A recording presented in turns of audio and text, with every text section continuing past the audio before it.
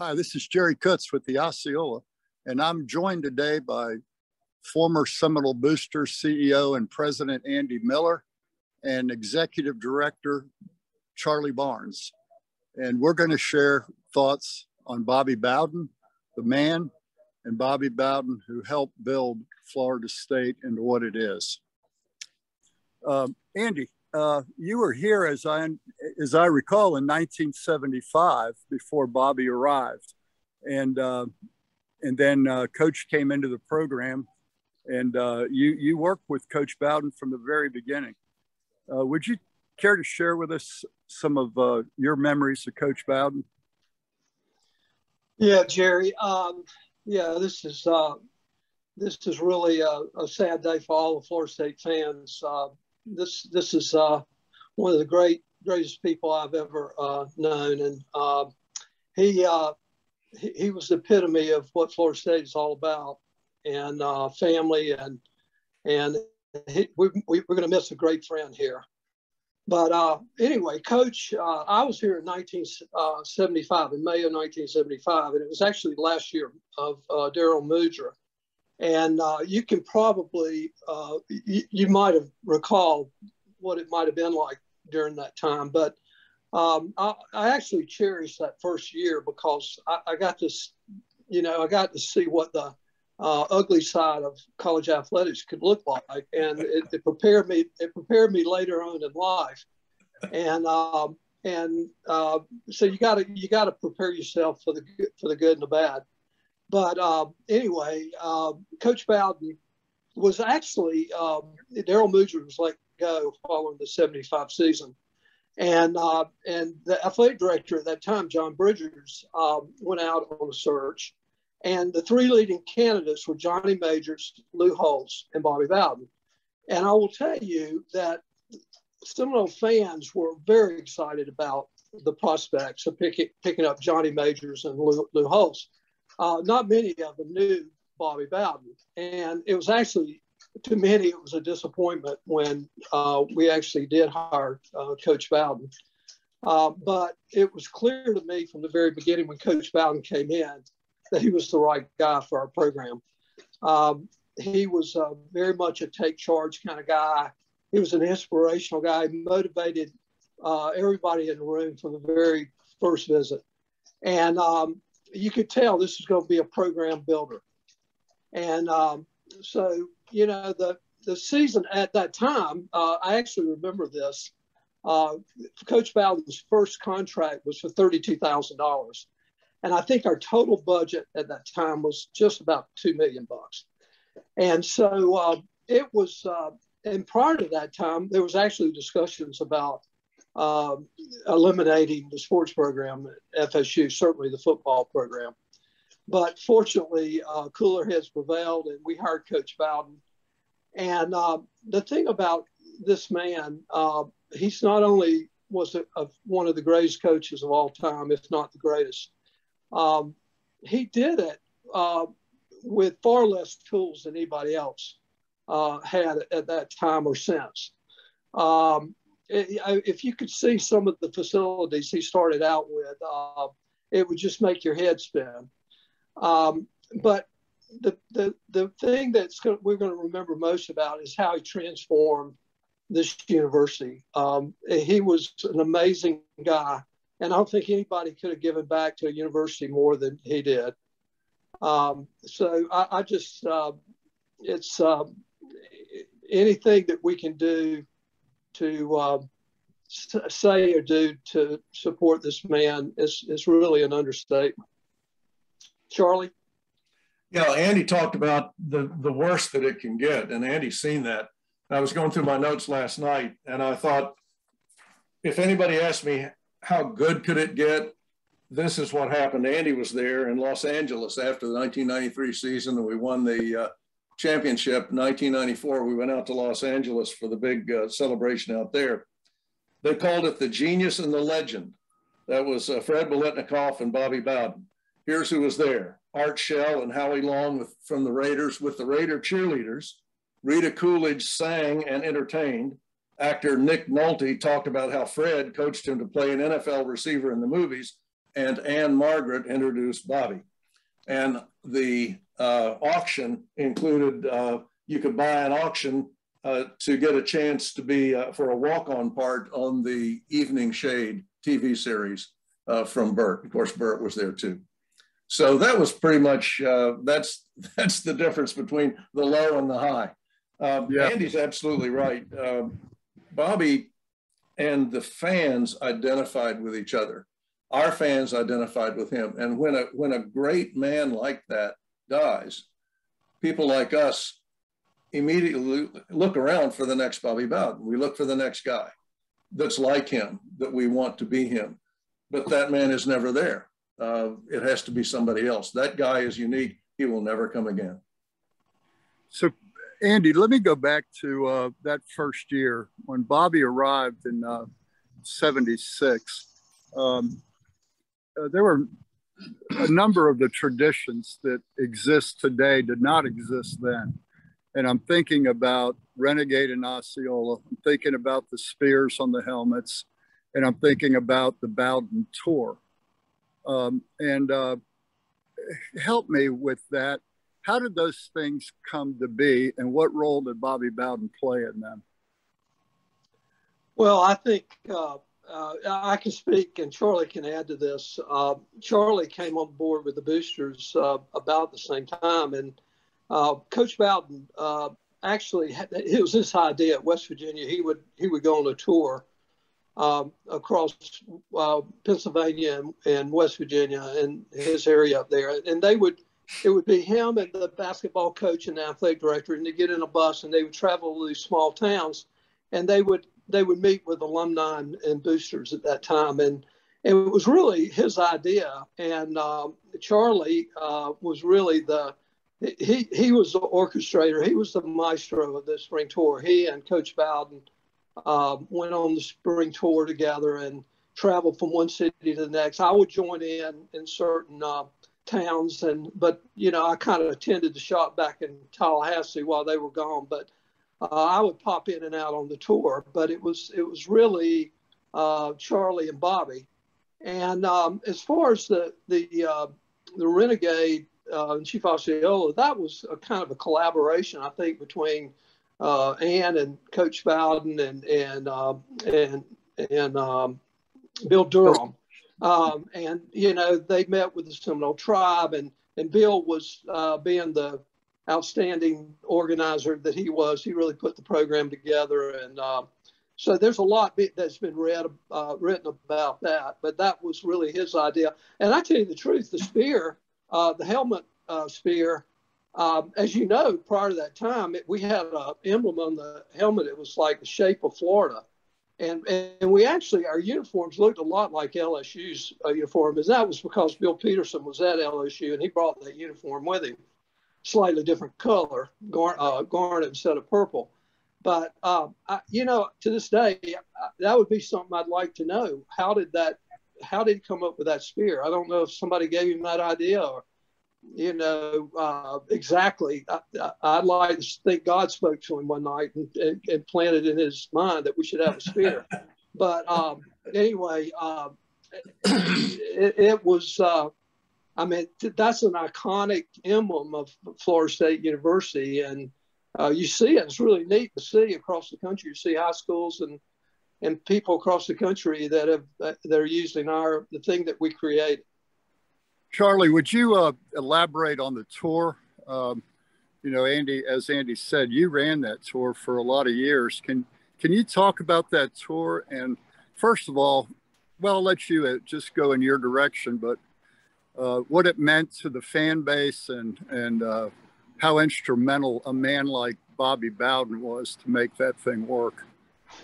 Well, really, Andy basically started the Boosters. I mean, it started again in 1974, 75, but he was the one that ran it. And he had his hands full because people outside Tallahassee had a lot of animosity toward Tallahassee.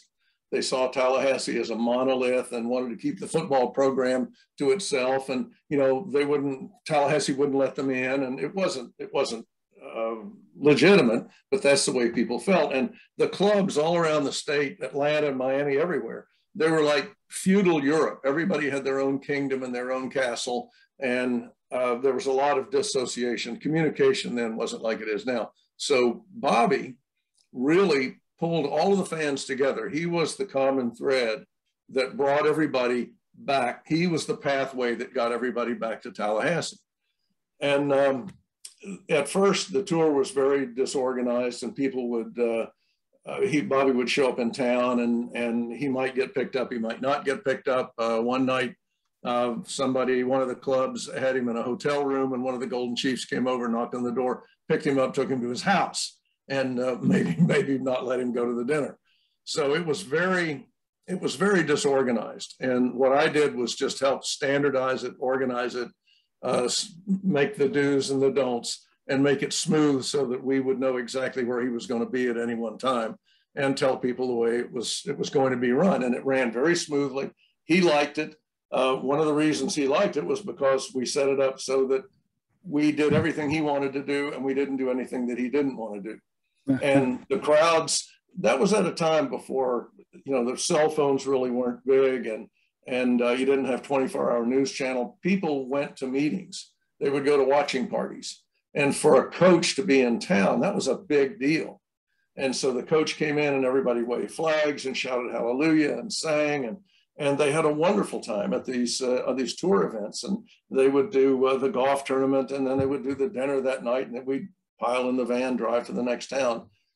I don't know that a tour like that would be possible today. Jimbo traveled a couple of years, but I don't think he really cared for it. And I don't know if anybody else would be willing to take that much time out. Like Andy said, Bobby took 2 months out in the spring and traveled all around the state. Jerry, I might add that when I'd go to meetings of fundraisers, they would ask about the spring tour. And at the time, at its height, we did at least 30 of them every year.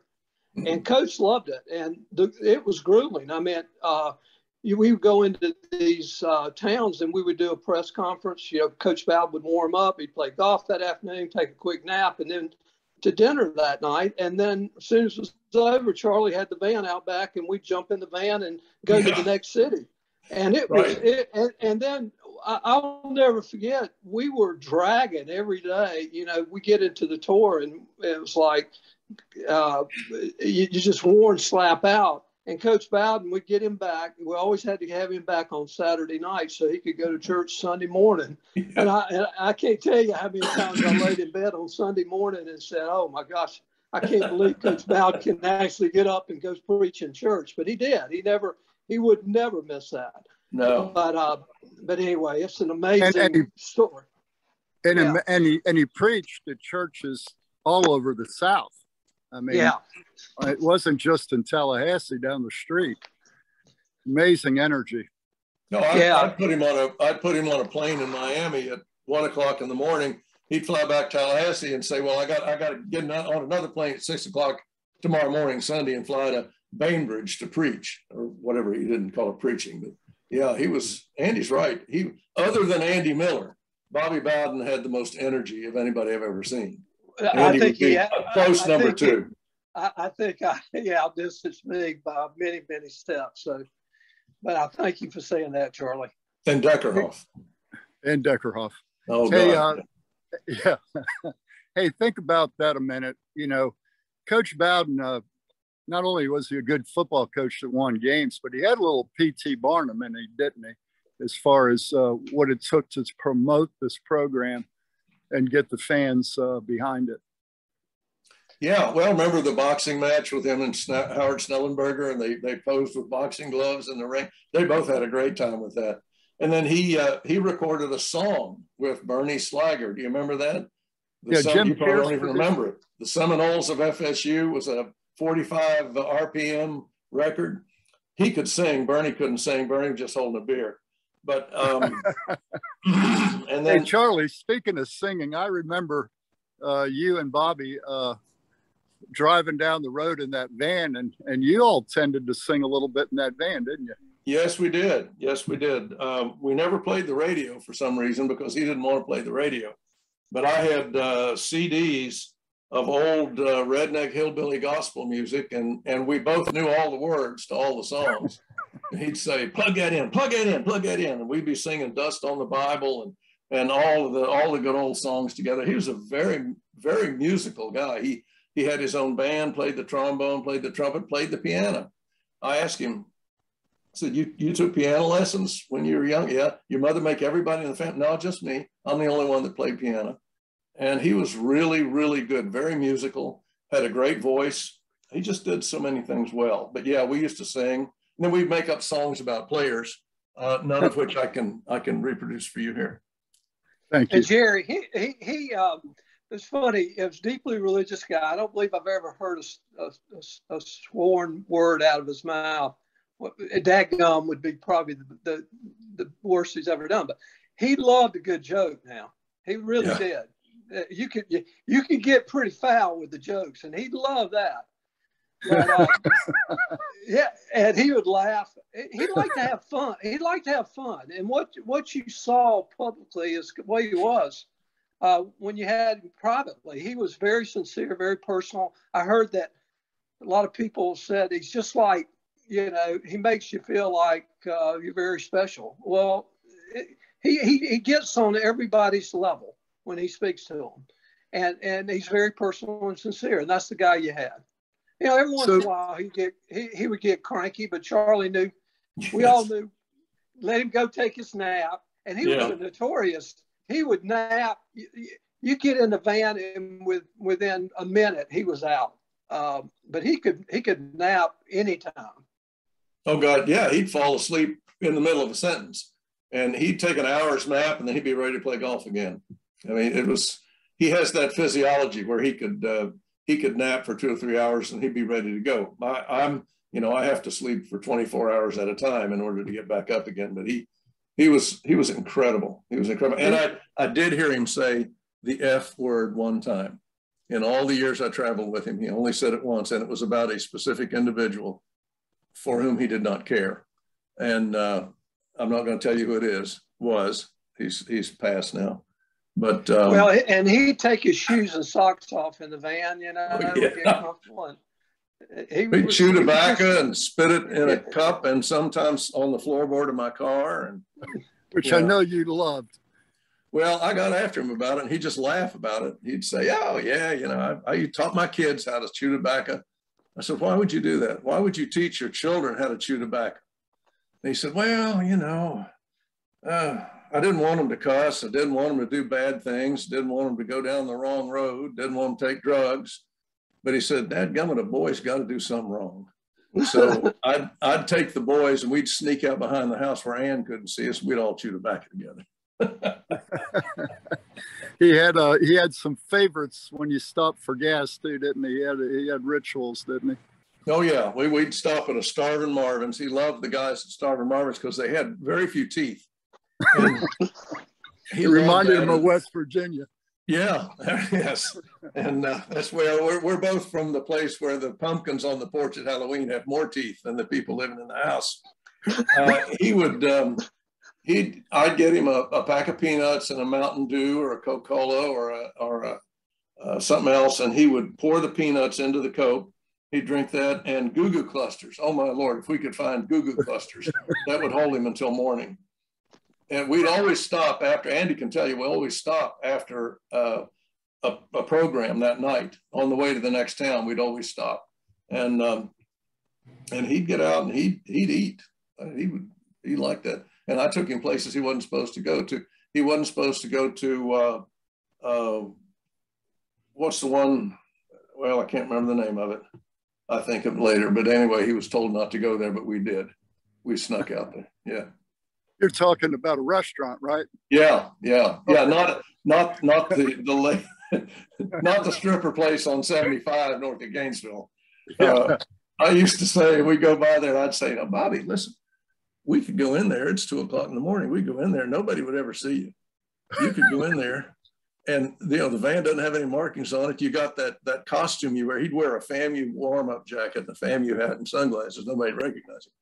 And I just playing with him, I'd say, we could go in there. He'd say, no, I better not. Somebody'd see me. No, let's not do that. Let's not do that. I don't think he would.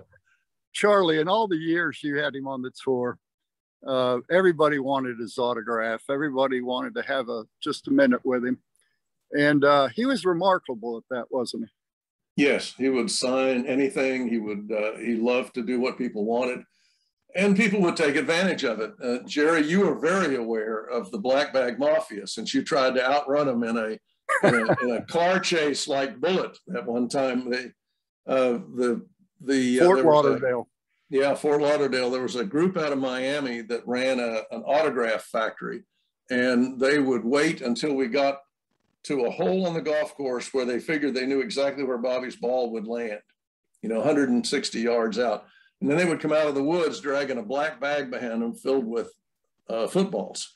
And they would say, "Bobby, would you please sign some footballs for us?" And he thought it was hilarious. And his attitude was, if they can track me down and find me, I'll sign a couple of footballs for them. But I'm going to try to avoid them. He was never mean to him. He would never sign all the footballs. But one time they chased you out of a hotel party, chased you out of a golf course, didn't they? Yeah, I'll tell that story briefly. I was driving that day, Coach Bowden, from the golf course. And we took him off, I think, on the 16th hole, because as you said, he wanted his nap and then he'd be rested and a good speaker at the banquet. So I picked him up off the 16th hole. I came out of the parking lot and I saw the black mob chasing me, the Black Bag Mafia. And so we got to a stop sign. It turned, I'd let Richie Andrews get in the back with Coach Bowden. He had been the kicker for Coach Bowden, and Bobby wanted him to ride with us. So they were in the back talking. I come up to a stop sign and it was stoplight and it was green. So I stopped and I waited for it to turn red. And when it took red, I took off. And then I got to the hotel, and this is the sweet part about Coach Bowden. I brought him in the laundry entrance of the hotel and through the service elevator up to his floor. And just as we were getting on that service elevator, here comes those guys with the black bags, and I'm trying to shove them out of the elevator. And Bobby says, "No, Jerry, it's okay. It's okay. Let him." And he stepped out of the elevator and he said to him, "Pick out your 3 most valuable and I'll sign them for you." And he did. And then we got back in the elevator and all he said to me is, "A man's got to make a living some way." And that was it. But yeah, he just was so accommodating. It was unbelievable. Well, one time we were in St. Pete, and they had him sign all of their sponsor autographs. Unfortunately, he was wearing a Jacksonville Seminole booster shirt at the time. And so the next year we were there, they made him take off his shirt and put on a St. Pete Seminole booster shirt. So all the sponsor photos would be the same. Yeah, but Andy remembers this. We'd pull into a hotel 11, 12 o'clock at night, and his room would be full of footballs and helmets and things he was supposed to sign before the next day so they could auction them off and give them to golfers, whatever. They'd make a lot of money, and we'd get that money. Wow. So for the younger listeners to this podcast, what you have to understand is when the Bowden Tour was at its peak, there was no internet. And the only way that you could get news on Florida State was the Bobby Bowden Tour. And it was there that in 1981, I think, that I first approached Charlie about in Orlando, the idea for the Osceola. Yeah. And we went, of course, Charlie directed me to Andy and to Coach Bowden. But I think at that Orlando event, Charlie, my goodness, how many people you think were at that event? It was uncommon. Always had 500 or so. Always had at least 500, yeah. And I think there were some that were as much as 2,000, weren't there? Yeah, St. Pete had that. Jacksonville certainly did, yes. So yes. It's hard to imagine that for a younger person today, but that was almost like a revival. Yeah, the Jacksonville Independent Life Building downtown, they would get, Jim King and Ray Barbie and Max On and all those guys. They would do you know, do 1,500 at a weekly meeting over there. Yeah. It was Right. in fact, back in those days, they had orange and blue bridges. And then after we started winning, they passed some kind of resolution to paint that. I think it was the Matthews Bridge garnet. That's a true story. When we started winning, everything just started becoming available to us, and taking advantage of that opportunity was a very big thing. Well, they say luck is where preparation meets opportunity, and we certainly, you guys did a lot of preparation, and we got lucky with Bobby, you know, to have him at that time. But going back to these clubs, Andy, I want to go back to the beginning. When you first started, you estimated, you thought our athletic budget was $2 million. And how many booster members do you think we had in 75? Well, actually, I think it was like 1.6 was our total athletic budget at that time. But when I started in May of 1975, I got a shoebox with index cards. And what they had done is in 73, when we went 0-11, they had signed multi-year pledges from donors. And it wasn't more than probably 200 or 300 pledges at that time, number of members that we had. But they had agreed to give over 2 or 3 times. Literally a shoebox of index cards were my pledge forms. And it was mostly a Tallahassee-run organization. It was people out of town. Our alumni had not matured at that time. The clubs, like Charlie said, they were not very organized at that time. So, you know, Coach Bowden was the catalyst. He was the rallying point that got our program together and created so many opportunities.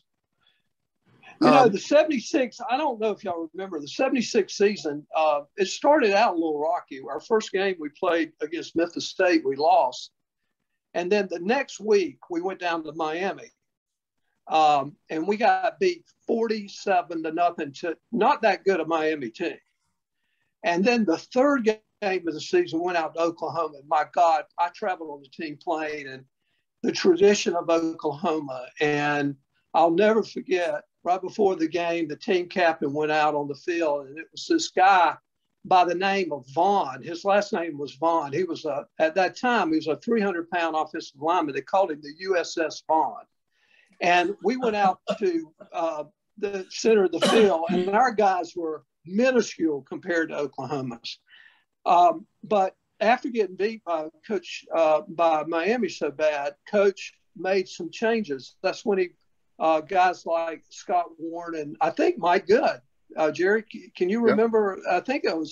I was trying to remember who he put in about 5 or 6 freshmen. I want to say Reggie here and Scott Warren, Mike Good, Ken Lanier, I think was an offensive lineman back then. But anyway, and we started turning that around. We played Florida tough down the stretch. We won 3 games. And then the next year coming in, you just knew that we were going to start being good at that time.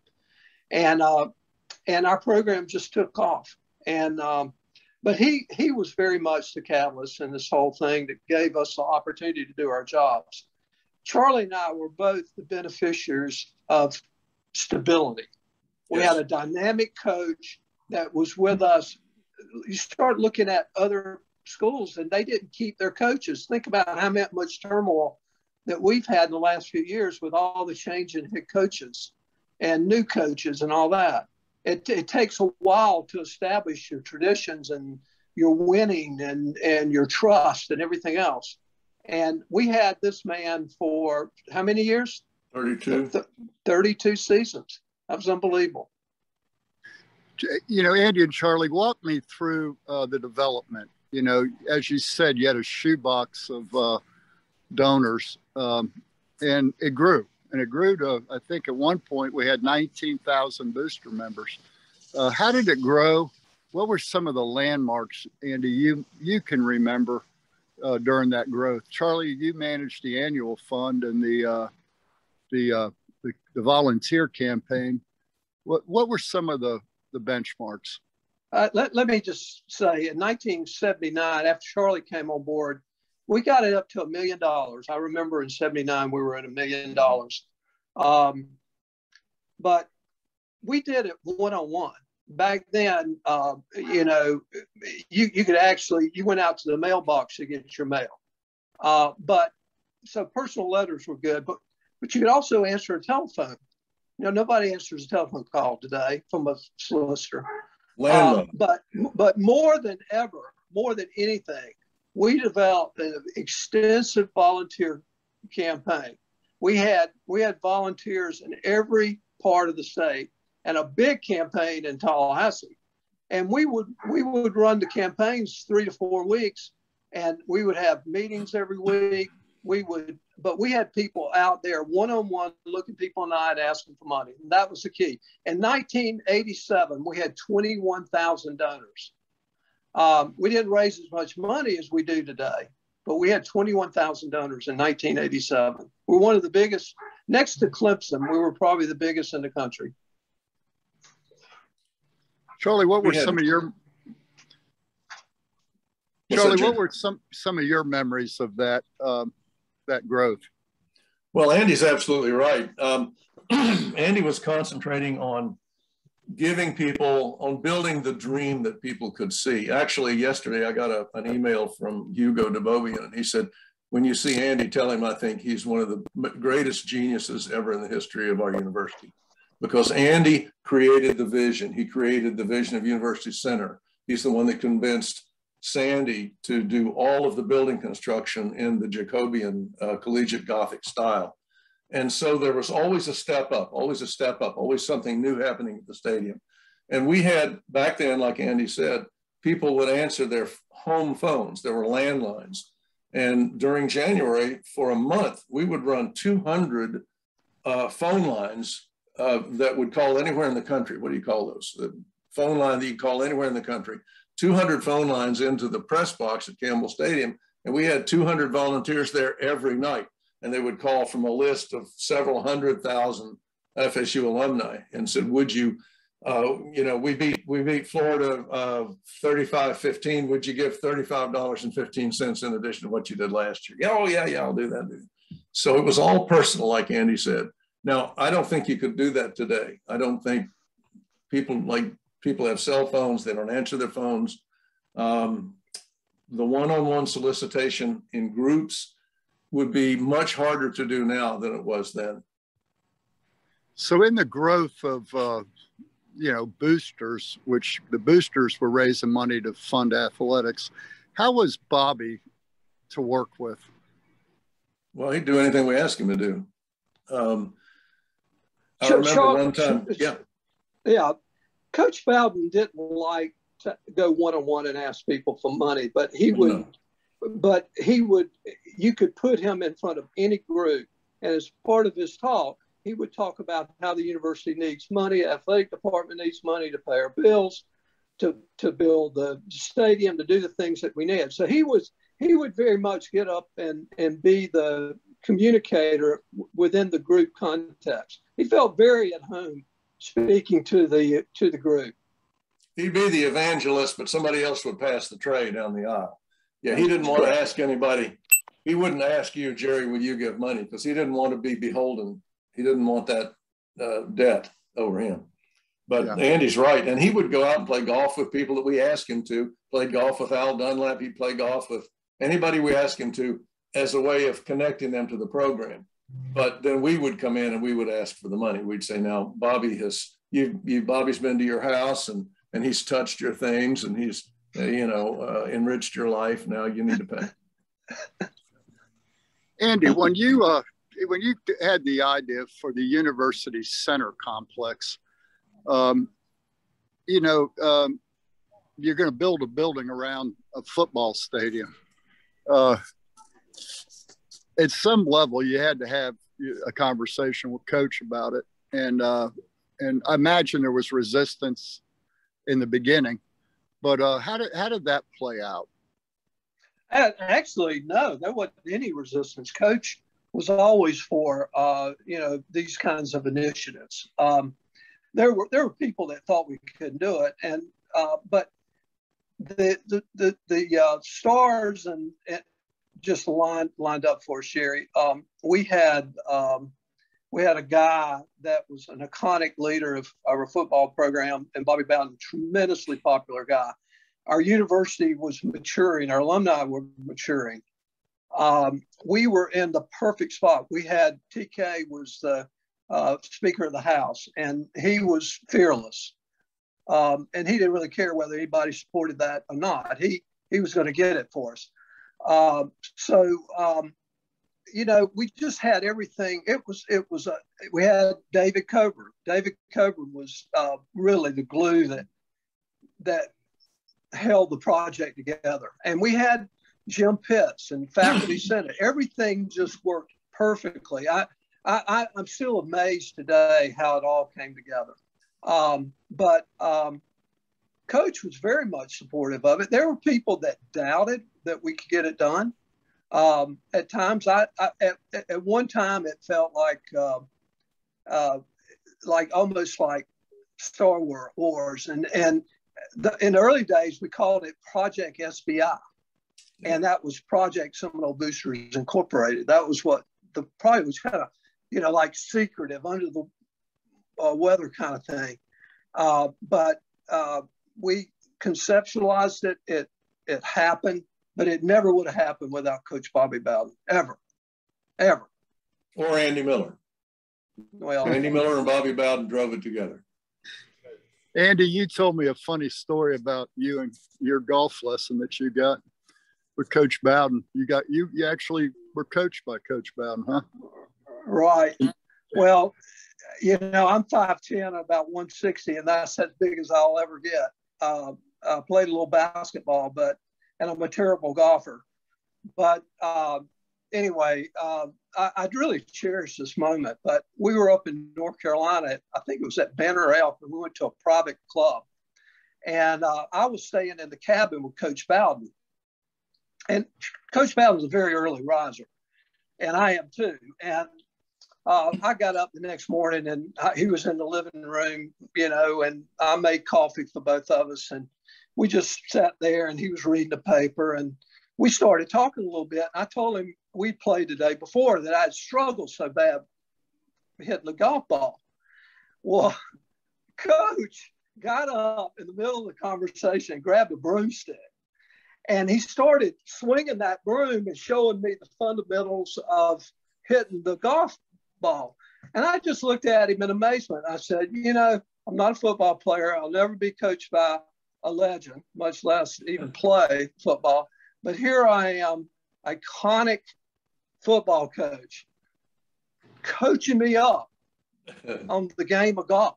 And I just was in awe of the whole thing. And I'll never forget that as long as I live. It just stuck with me. What it must have felt like to maybe even a freshman that came to Florida State the first time and walked in the locker room, and Bobby Bowden walked in the door.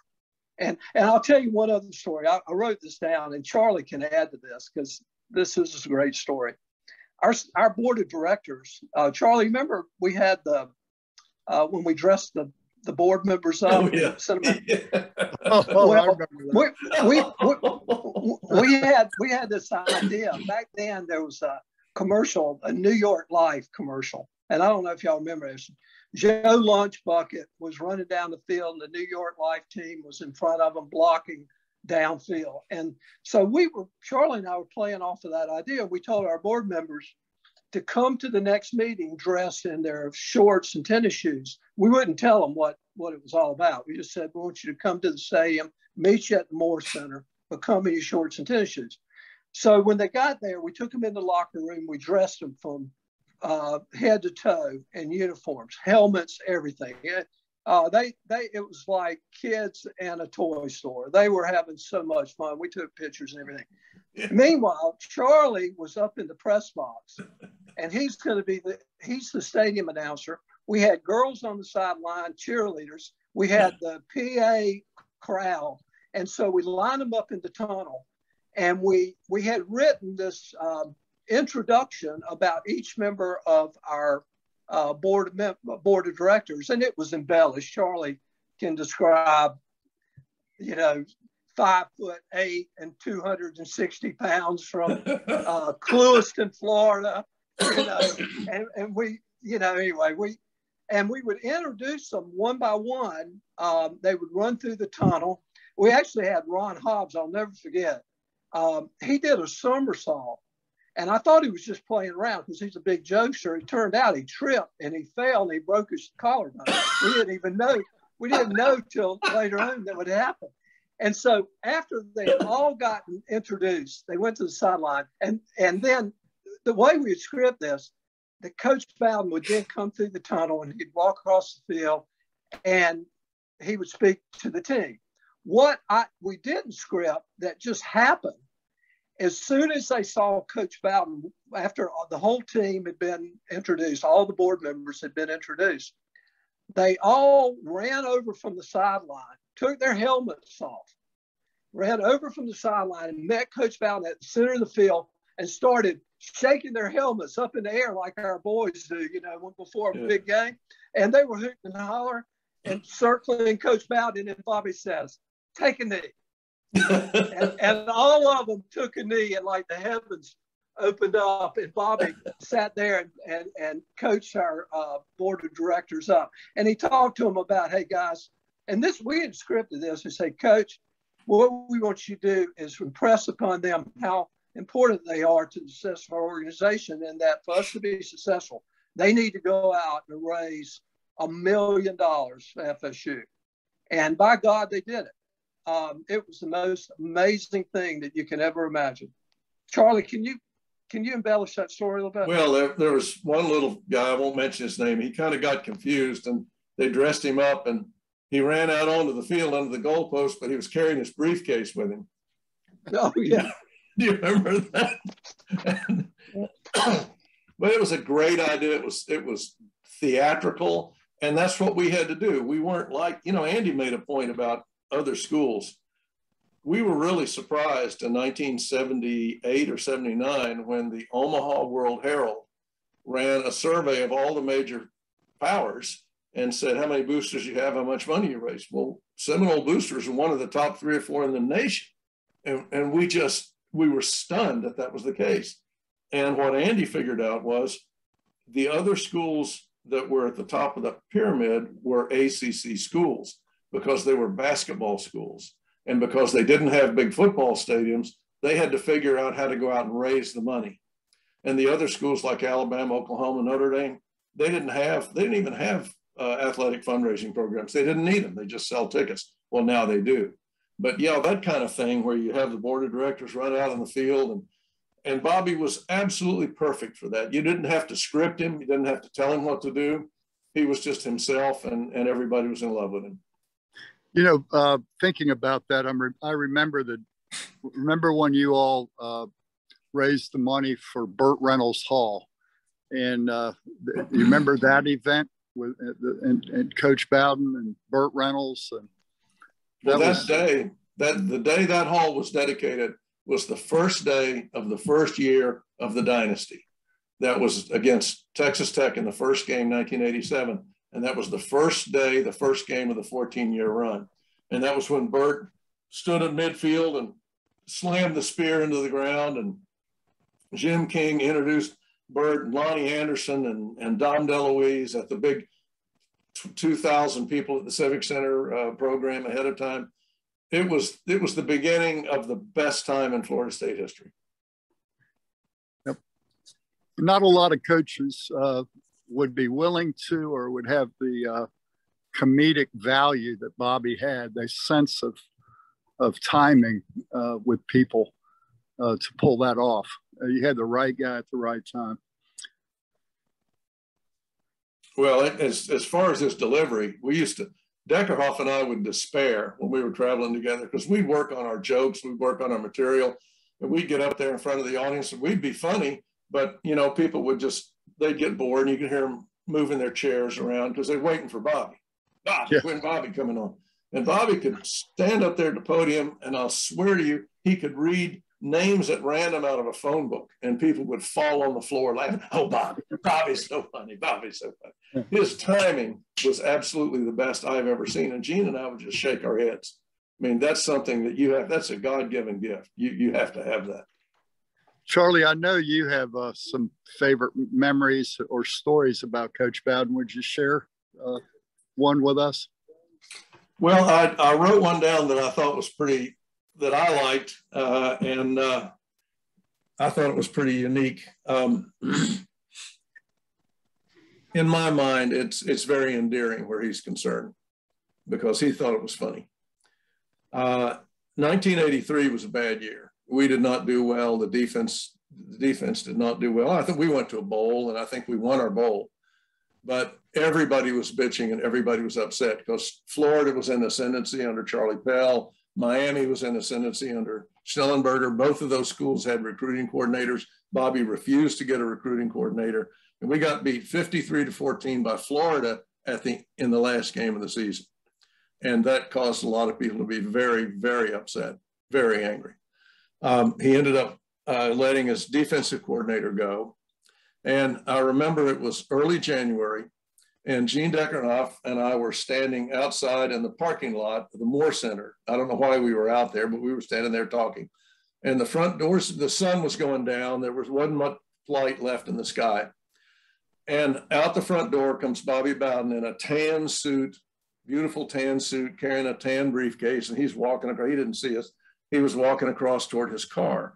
And Gene turned to me and he said, "There goes the loneliest man in Tallahassee, because he's got all the weight of the world on his shoulders and everybody's down on him." And I said, "Okay, well, let's go have some fun." So we crouched down. And remember, this is 1983. So both Gene and I were capable physically of crouching in those days, 45 years ago. So we crouched down and we ran behind cars, and we came up within 2 or 3 cars of where his vehicle was. And as he started to get in the car, we popped up like turkeys from the hood of a car nearby. And all he could see was our heads. And I said, Coach. And he looked over at us. He didn't know what was going on. He said, "Gene, Bob, Charlie, is that you?" And I said, "Yeah, Coach, it's Gene and Charlie. Listen, we want you to know that we support you 100%. We just don't want anybody to see us talking to you." And he thought that was the funniest thing he'd ever heard. And then right away he hired Mickey Andrews, and they did get somebody in there to coordinate recruiting, and Larry Strom. Remember, Larry was a volunteer. I think he volunteered, and then they put in Brad Scott. Yeah, I believe Andy right. would know. Andy would know. Brad Scott and Ronnie Cottrell. Yep. Cottrell was really good. Yeah. But even Larry Strom is a volunteer. I remember. Yeah. Brad Scott was a graduate assistant, and I think Larry really helped Brad. And then of course, Coach, named Brad the full-time recruiting coordinator. So that was good. Yeah, I think what was happening there is that the thing was, Bobby was old school as far as recruiting goes, but people were starting to build recruiting organizations. That's not the way Bobby did it. Yeah, that wasn't what he was used to. When time to recruit, he would go out and recruit ball players. But people were building these organizations. They were sending out mailings. They were organizing the weekends. They were doing all types of different stuff. And they were all headed up by these organizations and recruiting coordinators. So I think what Larry Strom did for us, he went over there after he had sold the dealership and went over there and volunteered his time. And I think Coach Bowden saw the value of having somebody in that position. And that led to hiring Brad and Ronnie and the rest of them. So it was Larry Strom has been a big contributor to our program over the time. I remember that one recruiting class, Jerry, you would know, I remember it was 85 or 86, but they came of age in 87. And I remember one night he said to me, we were talking about scheduling, and he said, "I got to tell you," he says, I got the horses now. I don't care who we play. I can beat whoever's on the other side of the field. That was the 85 recruiting class that had Sammy Smith and Deion Sanders and Eric Hayes and Dedrick Dodge. I mean, unbelievable class. He knew what he had, and I think that's why he came back after the 86 season. Yeah, I think you're right. That was a wonderful time, and I think we'll see it again in the near future. I hope that we'll. It takes leadership, and I feel like Mike Norville's a good leader. He has to prove it over the course of time, test the time of success and discovery, which we're in right now. But Bobby sure weared the test of time, man. My view as a reporter back in those days is he was good after a win, but he was unbelievably good whenever there was a challenge, any difficulty, whether it was with the NCAA or a loss, to Miami. Bobby really stepped up, and he showed his true character and leadership, was my observation of him. But at any rate, let me ask you guys this question. We celebrate Bobby Bowden today, and he had such an impact on all of his former players who carry a little bit of his light with them. What did you learn from Bobby Bowden that has made a difference in your life as a person? Well, yeah. Go ahead, Andy. Well, one thing I thought about that really helped me later on in life, Bobby could really diffuse people that might be upset. And one thing I saw in him early on was he never tried to defend a bad decision, and he'd always hold himself accountable for it. I'm sure there was probably a lot of calls, a lot of plays that were called that were probably about Bobby's plays, and they probably would have gone for a touchdown had the guard made his block. But they didn't, and they were questioned. And rather than getting into an argument or trying to defend a bad play, he would just, he would say, yeah, it was a bad play. I made a bad call. And in the boosters, I really learned that lesson from him, because sometimes in our business, it's not a matter of black and white. We deal with relationships and people, and we live in a gray zone. And a lot of times I made decisions that when questioned about it, I thought about it, and I said, well, I can sit up here and defend that decision, but that's really not, I really wasn't a good decision. So you just admit that I made a bad decision, and I found that people really appreciate that.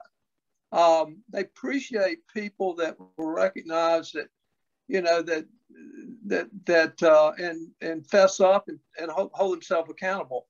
And I felt like he did that with himself, and he did that with his staff. But he built trust, he built family, he built teamwork. Bobby took care of his business, and he knew we had a big job in fundraising, and he did everything he could to help us, but that's where we helped him the most, by providing the funds that he needed to be successful. So, I tell you, Tom Carlson came up with a quote, which I thought I love. Said, there might be one day a greater coach. And quite frankly, I doubt that. Again, the resources that he had were not anywhere close to being what Bear Bryant had and what Saban had. But there will never, ever be a better man than Bobby Bowden. And that's true. And I don't think anybody could argue that 1 second. Charlie, how about you? I don't know that I can improve on what Andy said. I agree with everything he said. I spent 32 years in the front seat of a car with him alone, driving up and down the roads of Florida and at night. And I think what I saw in him was that I did not have was a tremendous well of self-discipline. He was the most self-disciplined individual that I've seen, because he knew exactly what he should do, exactly what he shouldn't do. He kept himself under control, kept his emotions under control. Once in a while, somebody would say something to him, and I could tell he'd want to, lash out or say something back. But he had tremendous sense of discipline. When he was supposed to be someplace, he was there. When he'd have headaches, I tried to get him to take something. He wouldn't take anything. He was old school, and he placed a lot of emphasis on self-discipline. The other thing that I got from him was, and that I appreciated very, very much, was that he was in private the same man that he was in public. He was, for people that say, well, men should be what they seem to be. Well, he was exactly what he seemed to be. And there are people who are not like that. But I think one of his strengths was what you see is what you got. You got a great man. He was a great man. Andy said it much better. Well, I think. Well, it was actually Tom Carlson came up with that quote. That I just love that quote. And it's true in every respect. Guys, I appreciate you taking this time and sharing your hearts with us today. You know, we lost a good one. He's in a better place, and we're a better institution for having known him. We sure are. Jerry, you know, Charlie and I, our success wouldn't have been there without you too. And you started way before you even came to work for us. So we appreciate you always. Thank you. Love you both.